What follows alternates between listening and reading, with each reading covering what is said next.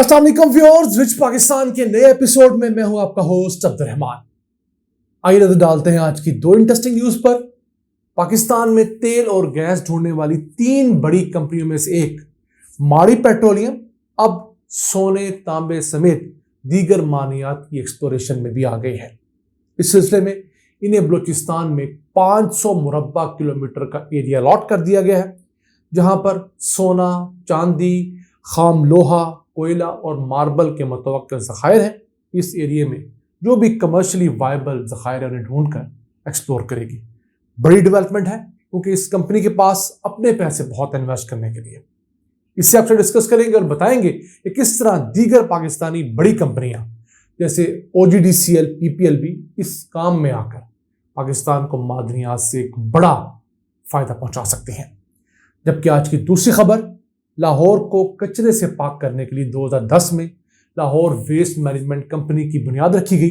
उसे बने 13 साल हो गए हैं और अब अल्हम्दुलिल्लाह लाहौर का मुकाबला किसी भी बड़े शहर से करें, पाकिस्तानी शहर से, तो निस्बतन साफ शहर है।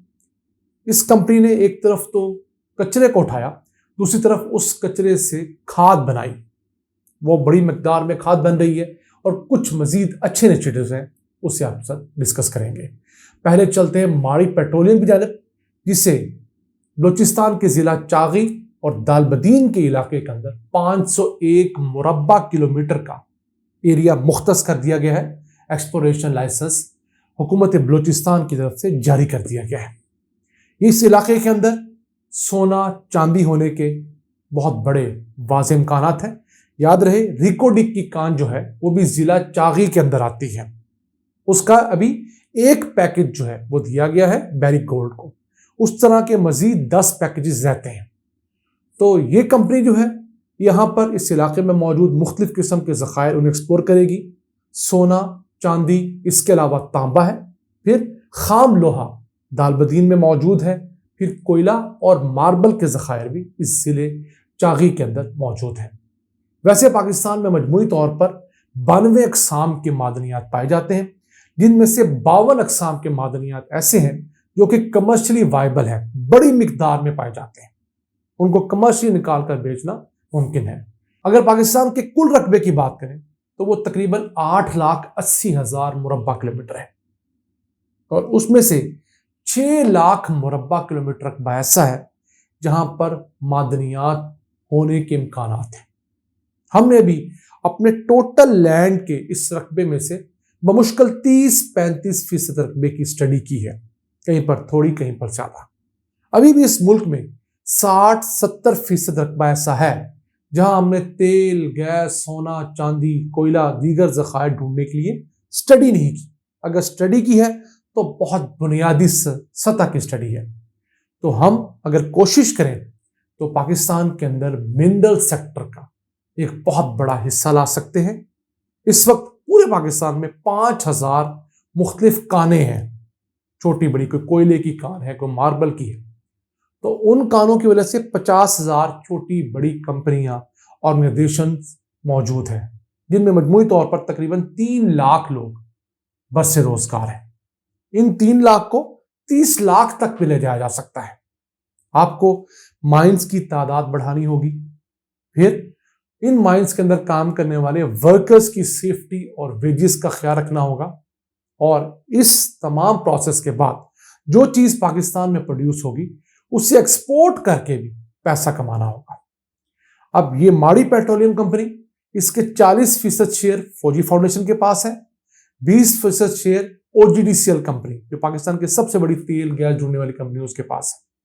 पिछले साल इस कंपनी की सेल्स 145 अरब रुपए की थी। ये तेल, गैस, LPG वगैरह ढूंढकर एक्सप्लोर करके उसको बेचती है। अब इस कंपनी ने पिछले 1 साल के दौरान 74 अरब रुपए के टैक्सेस, मुख्तलिफ लेवीज, ड्यूटीज दी हैं। तो अगर ये एक कंपनी इतना टैक्स दे सकती है, इस तरह की बाकी कंपनियां पाकिस्तान में मादनियां ढूंढेंगी तो हुकूमत की आमदन में किस कदर ज्यादा इजाफा मुतवक्किल है।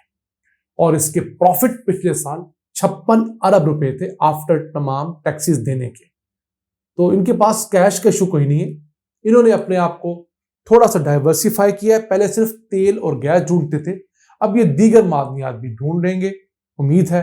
और दुआ गो हम अल्लाह से इनको इसमें बहुत सारी कामयाबी हासिल हो और इसके बाद रास्ता खुलेगा पाकिस्तान की दीगर तेल और गैस जुड़ने वाली कंपनियां OGDCL, PPL, GHPL कि वो खरबों रुपए की इन्वेस्टमेंट हमारे अगर मादनियात सेक्टर में करें तो हम एक्सपोर्ट्स करके पैसा कमा सकेंगे, जॉब क्रिएट कर सकेंगे और पाकिस्तान को बेहतर मौके देने की पोजीशन में होंगे।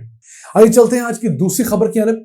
2010 में लाहौर शहर को कचरे से पाक करने के लिए शहबाज शरीफ ने बतौर chief minister LWMC Lahore waste management company का जो है संगे बुनियाद रखा।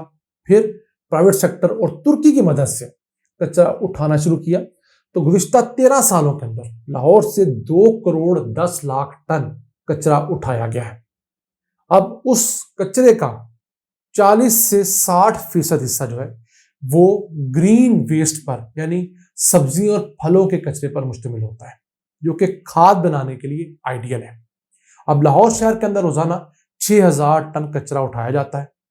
उसमें से आप 50% लगा लें, 40 और 60 का मिडल यानी 3000 टन कचरा ऐसा होता है जिसे हम खाद में कन्वर्ट कर सकते हैं।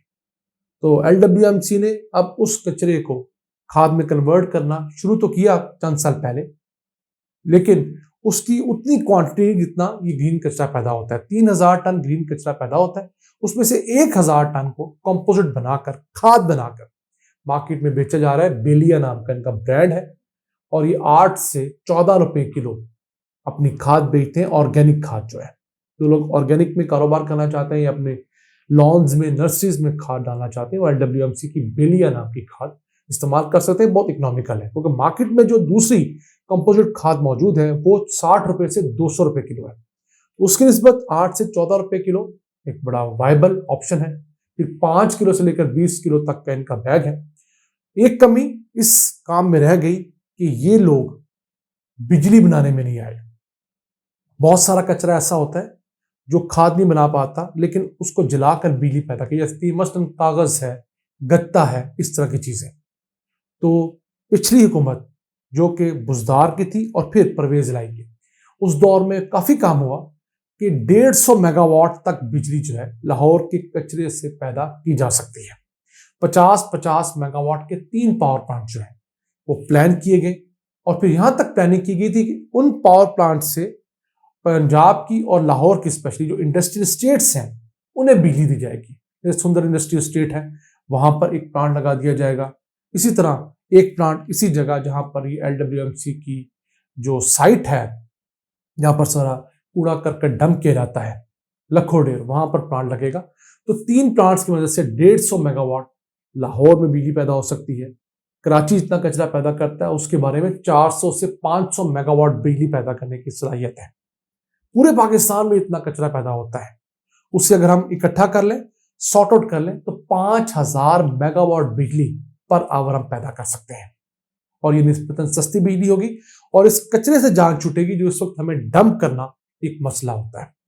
हमारा मसला एक ये भी है कि हम हाफ कुक्ड काम करते हैं। LWMC बना ली, उसने कचरा उठा लिया, सड़कें साफ होगी, लेकिन उस कचरे को दोबारा रिसाइकल करके जो पैसा कमाना था वो कमाने में नाकाम रही। बेलिया जैसा प्रोडक्ट है, ये 1000 टन कंपोजिट बनाता है, इसे 3000 टन होना चाहिए था जितना भी इनके पास रोजाना ग्रीन वेस्ट आता है। फिर दूसरा, इनको एक सेटअप लगाना चाहिए था जहां पर नायलन, प्लास्टिक वगैरह की चीजें रिसाइकल हों, उससे मुख्तलिफ चीजें बन सकती हैं। उस रिसाइकल प्लास्टिक से बेंच बन जाते हैं, कुर्सियां बन जाती हैं, पार्क्स में रखने वाली दीगर चीजें बन जाती, टाइल्स बनती हैं।